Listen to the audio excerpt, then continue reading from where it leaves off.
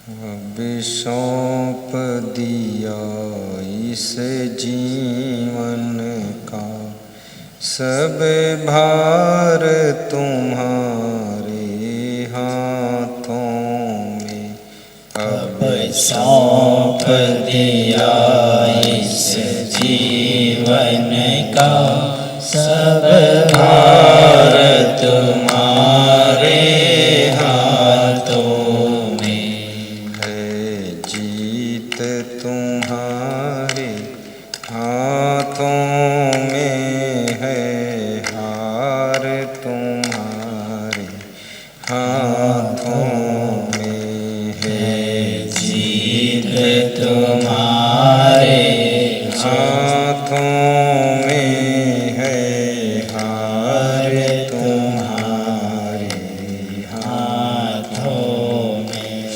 मुझ में तुझ में बस फर्क यही, मुझ में तुझ में बस फर्क यही।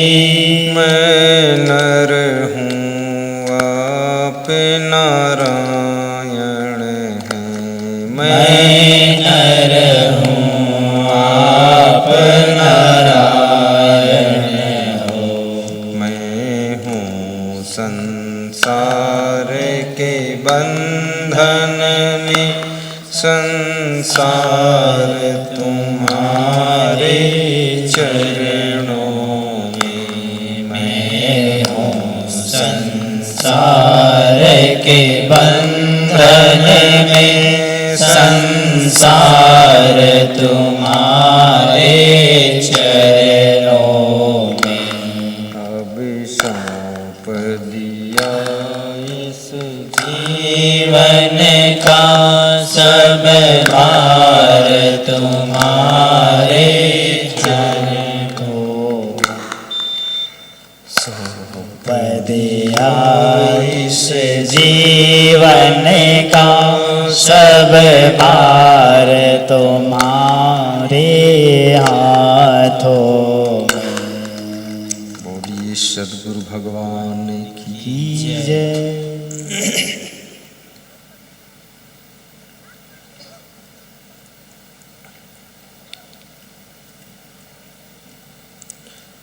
प्रातः स्मरणी पूज्यपाद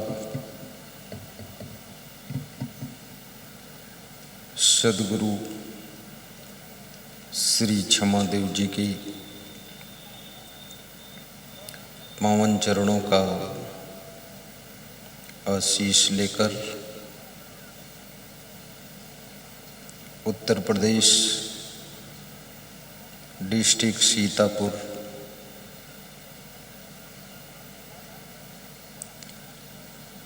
मोहोली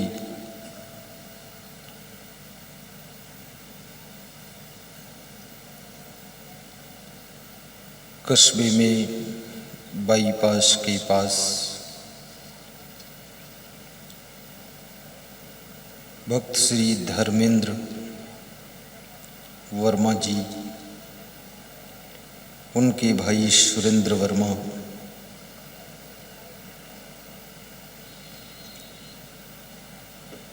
और दो भाई और पोकरण जी, उनके प्रयास से सुखद सत्संग समागम आयोजित किया गया। मुदमंगल में संत समाज, धर्म स्नेही बंधुओं, श्रद्धा मूर्ति माताओं बहनों तथा मेरी प्रिय आत्मन बच्चों,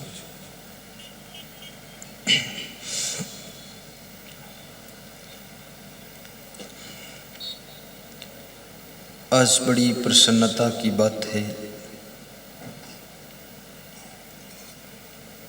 ये मोहोली की पावन भूमि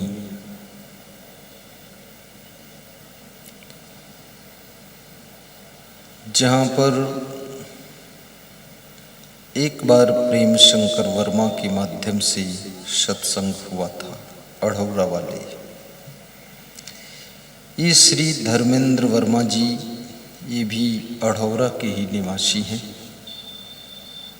वर्तमान में इनके भाई साहेब प्रधान भी हैं। तीव्र अभिलाषा हुई कि सत्संग कराऊं। सत्संग स्थल बहुत अच्छी जगह पर उन्होंने चुना है। बाईपास रोड का किनारा, मोहाली शहर का भी किनारा। आपने संत कबीर का नाम सुना होगा।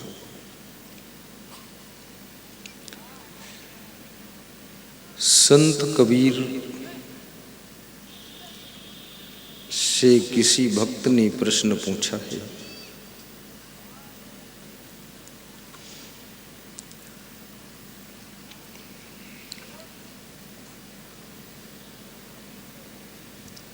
कि मनुष्य के जीवन में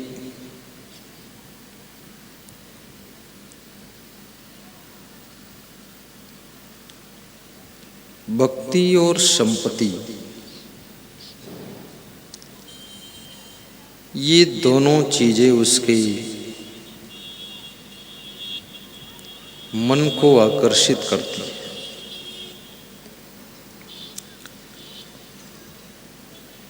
तो संपत्ति बड़ी है कि भक्ति बड़ी है?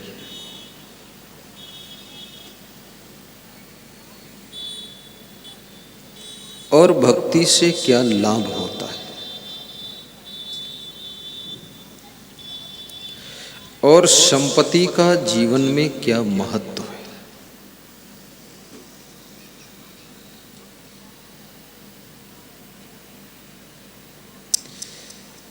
कई बार मनुष्य भक्ति इसलिए करता है कि भक्ति के पुण्य से संपत्ति घर में बढ़ जाए।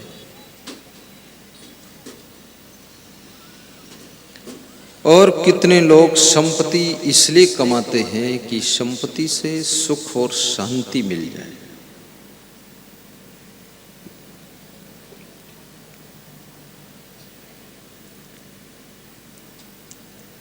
संपत्ति से सुविधा मिलती है, लेकिन सुख और शांति संपत्ति से नहीं मिलती है।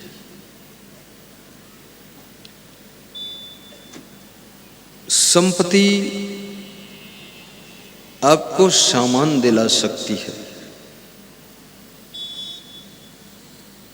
लेकिन सुख नहीं दिला सकती। परंतु संपत्ति का फिर भी महत्व है। क्यों? क्योंकि शरीर की व्यवस्था के लिए संपत्ति चाहिए। शरीर की आवश्यकताएं, शरीर का सिस्टम धन से संचालित होता है। शरीर के लिए जिन जिन चीजों की आवश्यकता है उसमें पैसे खर्च होते हैं। शरीर के लिए कपड़े चाहिए, पैसे से मिलेंगे। घड़ी चाहिए, पैसे से मिलेगी। कपड़े धोने के लिए साबुन पाउडर चाहिए, पैसे से मिलेगा।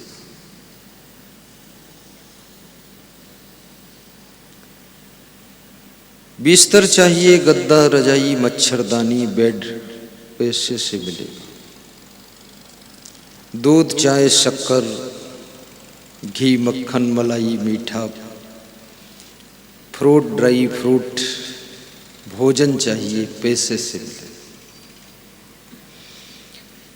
इसलिए पैसा भी बहुत महत्व रखता है। कुछ लोग कहते हैं लोग बहुत पैसे के पीछे भाग रहे हैं, ऐसा बताते हैं। लेकिन पैसे के पीछे वो इसलिए भाग रहे हैं कि उनको पता है कि पैसे के बिना तो रोटी भी नहीं मिलेगी, धोती भी नहीं मिलेगी। तो पैसा महत्वपूर्ण है, धन का मूल्य है। लेकिन जो आपका जीवन है, ये जीवन अमूल्य है।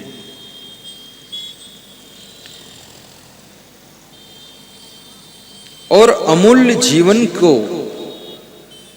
मूल्यवान चीजों के पीछे खो देना, ये बहुत बड़े घाटे का सौदा है।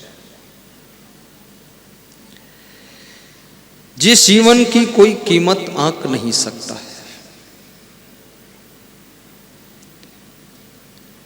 और हमारे धर्मशास्त्र कहते हैं कि बड़े भाग्य मानुष तन पावा। जो शरीर बड़े भाग्य से मिला, छोटे भाग्य से नहीं, थोड़े भाग्य से नहीं, बड़े भाग्य से, ये भी बहुत कठिन काम है। और भाग्यशाली कौन है? गुरु सेवा, जन बंदगी, सत्संगत, बैराग, ये चारों जब ही मिले तब जानो बड़ भाग। ऐसे संसारी जीव तो उसको भी सौभाग्यशाली मानता है जिसका विवाह हो जाए, सर्विस मिल जाए, मकान बन जाए, तो लोग कहते हैं ये भी भाग्यशाली है। और वास्तव में वो भाग्यशाली है। पर कबीर साहब कहते हैं बड़ भागी, सबसे बड़ा भाग्यशाली वो है जिसको गुरु की सेवा मिली, सही गुरु मिल गई। सही गुरु न मिले और सेवा आप करो तो ऐसे सेवा है जैसे कोई बांझ गाय की सेवा है। बंध्या गाय की सेवा तुम कर रहे हो, दूध तो मिलना नहीं क्योंकि वो बांझ है। ऐसे परफेक्ट गुरु नहीं है। यदि इफेक्टिव, परफेक्टिव, इम्प्रेसिव गुरु होना चाहिए। गुरुओ निर्मलः शांतः साधो मितभाषिणः काम क्रोध विनिर्मुक्तः सदाचार जितेंद्रिय। स्कंद पुराण में शिव जी कहते हैं कि गुरु ऐसे निर्मल अंतःकरण का हो जिससे आकाश निर्मल होता है, जैसे आकाश विशाल होता है, ऐसे विशाल हृदय उसका हो। शांता और गुरु प्रसन्न स्वभाव का हो, प्रसन्न भी रहता हो। इस दुनिया में प्रसन्न रहना बहुत कठिन है। सब जानते हैं प्रसन्न रहने से फायदा है और कोशिश भी करते हैं कि प्रसन्न रहूंगा। और पति पत्नी एक दूसरे से कहते हैं कि जरा खुश रहा करो, इतनी टेंशन क्यों करते हो। 2-4 मिनट इन शब्दों का असर रहता है, उसके बाद फिर वो टेंशन शुरू है, चिंता शुरू है। अब कोई पत्नी आज तक ये नहीं समझ सकी कि इनको टेंशन है क्यों, किस बात की टेंशन है, क्या कारण है। और कोई पति खुल करके अपनी पत्नी से बता भी न सका है। बस ऊपर ऊपर मलहम पट्टी लोग करते हैं कि तुम टेंशन में न रहा करो। ये तुम लाख बार कहो वो समझेगा नहीं। जिस बात की टेंशन है उसका सॉल्यूशन करना पड़ेगा, उसका ट्रीटमेंट देना पड़ेगा, उस समस्या का समाधान ढूंढना पड़ेगा। और जब वो प्रॉब्लम सॉल्व हो जाएगी, उसके समझ में आ जाएगा ठीक है, वो अपने आप खुश हो जाएगा।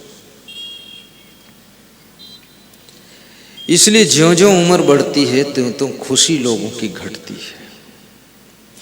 लोग बुद्धिमान तो होते चले जाते, होशियार होते चले जाते, बहुत पढ़ाई भी कर लेते हैं, लेकिन ये मायावी संसार का ऐसा खेल है, ये बड़ा निराला खेल है। पढ़ा लिखा हो या अनपढ़ हो, गरीब हो या अमीर हो, सबके हालात वही है, सबकी दशा वही है। सबके अंदर अलग अलग ढंग का लफड़ा चल रहा है। कोई तो अपने भाई से बहुत परेशान है, दुष्ट भाई मिल गया। अब वो दुष्ट सुधरेगा क्यों?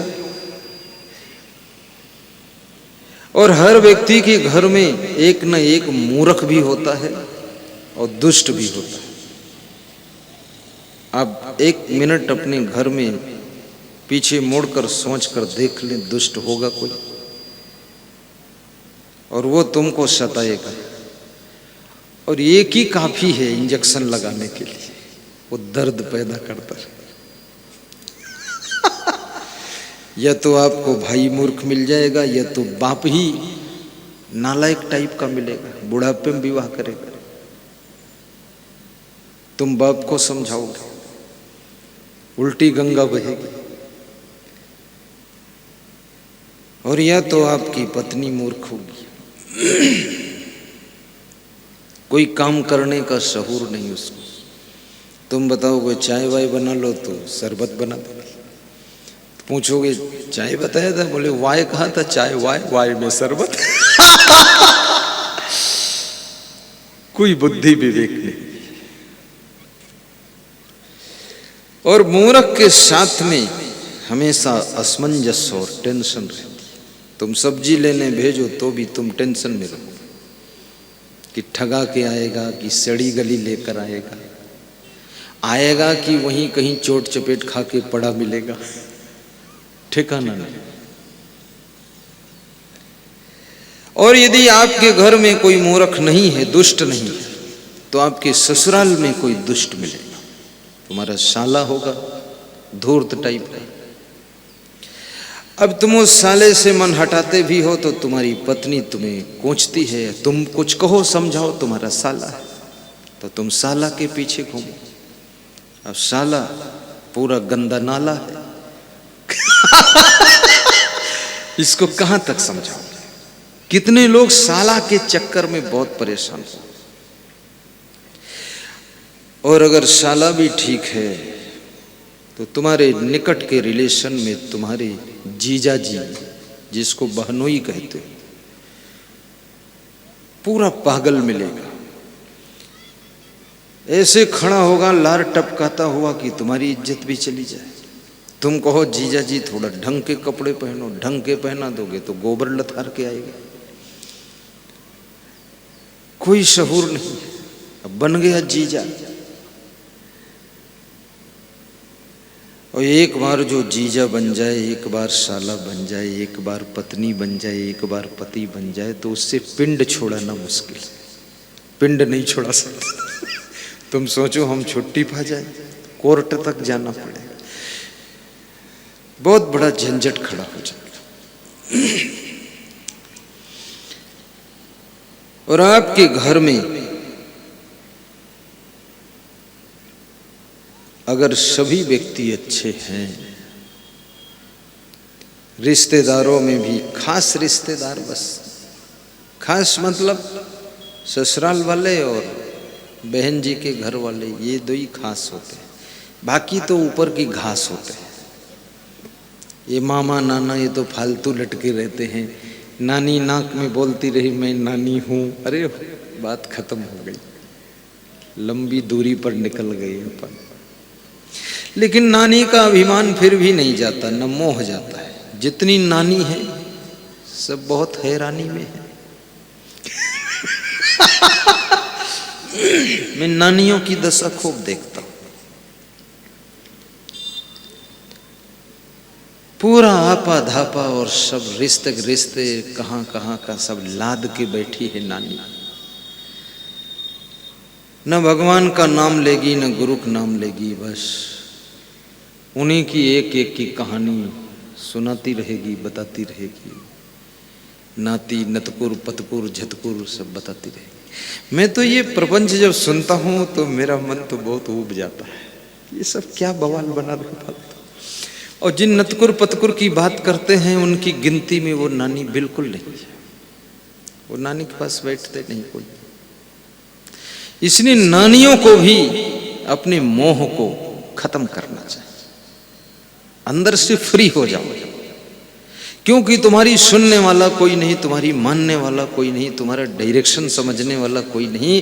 तुम खाम खा क्यों इनके पीछे परेशान होते हो? अब तुम रिटायरमेंट हो गई, तुम नानी हो, 70 साल उम्र है। अब अच्छी तरह से भोजन कीजिए, अपने बेटे बहू का गुणगान कीजिए और घर में मुस्कुरा कर जीवन जियो। ये लफड़म क्यों फंसे हो?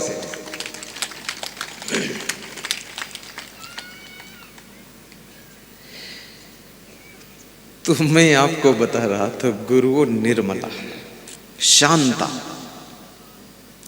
ये शांता शब्द बड़ा महत्वपूर्ण है। शांता माने शांति भी होता है और शांता माने प्रसन्नता भी होता है। परंतु इस श्लोक में शांता शब्द का तात्पर्य प्रसन्नता है। और प्रसन्नता उसी को रहती जिसके अंदर शांता रहती। शांति नहीं होगी तो प्रसन्न कैसे रहो? शांति की छाया प्रसन्नता है। दिल में शांति है तो चेहरे पे प्रसन्नता रहे। और दिल में उथल पुथल है, दिल में तूफान उठ रहे हैं, सुनामी लहरें, तो चेहरे पर प्रसन्नता कहाँ है? और इस संसार में कितनी टेंशन करो, कितना तनाव करो, कितना डिप्रेशन में रहो, कितना तुम चेहरे को इधर उधर करो, चिंता करो, लेकिन कुछ भी सार मिलने वाला नहीं। आपके बाप के बाप को नहीं मिला कुछ यहाँ तो फोकट में जिंदगी गंवानी। लगे रहो साथ में बस। जीवन उसका सार्थक है जो थोड़ी भक्ति भी करता है। और भक्ति के मार्ग में थोड़ा 2 मिनट ध्यान भी कर लिया करो। तुम चाहे जिस गुरु के चेले हो, उसकी बात मैं नहीं करता। इसमें बहुत से लोग बहुत गुरु के चेले आए हैं, भाव लेकर आए हैं कि हमारे गुरु का ही दर्शन इस गुरु में भी है, वाणी सुनते हैं। ऐसे भाव से आए कि नहीं? हरदोई से भी आए हैं, पुआया पिसावा, पिसावा हरदोई पिसावा से बहुत लोग आए।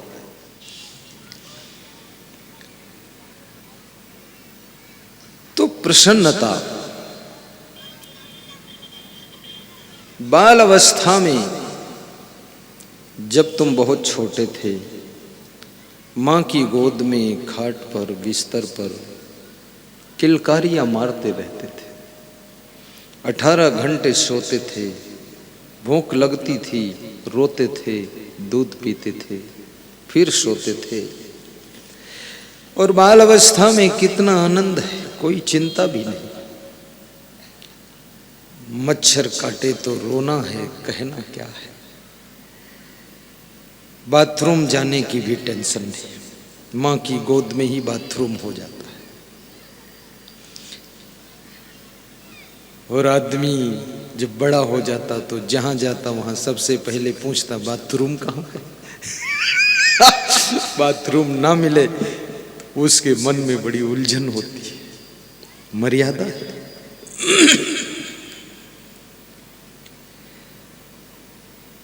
खाने पीने की भी चिंता हो जाती है, क्योंकि अब तुम सेल्फ डिपेंड हो चुके हो। अब दूसरे पर आधारित लाइफ नहीं तुम्हारा। तो प्रसन्न रहना, जो व्यक्ति प्रसन्न दिख रहा है तो इतना तुम समझ लो वो अंदर से शांत है। और अंदर से जो शांत है तो इतना भी समझ लो कि उसका मन भी निर्मल है। जो मन निर्मल नहीं होगा तो अंदर शांति नहीं होगी और बाहर प्रसन्नता दिखाई नहीं देगी। और मन की निर्मलता के लिए ही ये सत्संग 2 दिन रखा गया है और भक्ति भी इसीलिए होती है, मन निर्मल हो।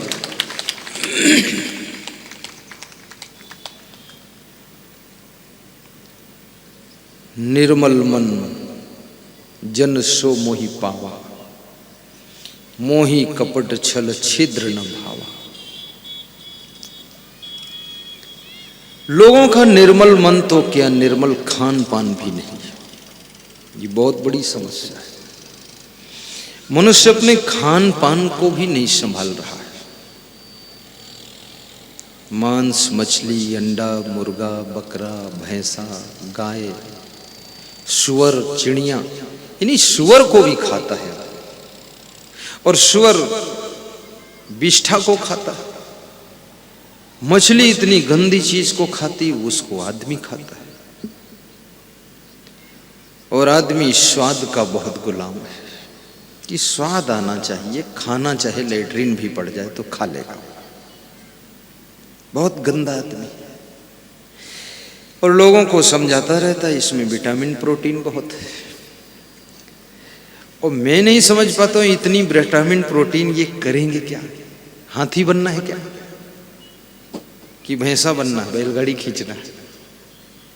मनुष्य जीवन में तो बुद्धि का काम है। यहां बहुत पहलवान की जरूरत ही नहीं। बुद्धि, अब बुद्धि ये सुअर खाने से बुद्धि थोड़े बढ़ जाएगी। कितने लोगों का ऐसा विश्वास है कि चिड़िया खा लूंगा तो मैं भी आकाश में उड़ सकता हूं, और सुअर खा लूंगा तो कुदाल की जरूरत नहीं, अपने मुंह से ही जमीन खोद सकता हूं। सुअर मुंह से खोदता है।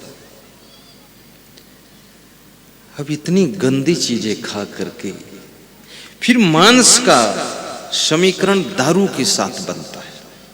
जब मांस खाते ऊपर से दारू पीते ना, तो दारू जाकर के उस मांस को जलाती है। इसलिए मांस और शराब इसका जोड़ा है। और जिस आदमी का मन फिसल गया इसमें, वही तो राक्षस है। तो खान पान भी निर्मल हो जाए, व्यवहार भी निर्मल हो,